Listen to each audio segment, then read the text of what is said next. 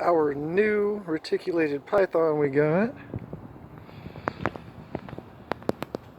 He is a purple a purple super suntiger. He's pretty badass.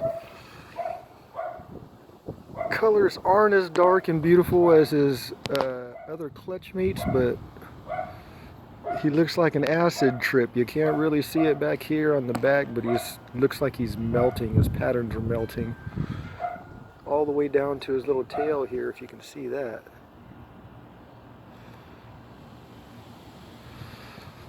Don't see too many of these on YouTube or anywhere else, so figured I should probably get a little video of him while he's still small. He's only about 3.5 months old. This is Helios, also known as the god of the sun.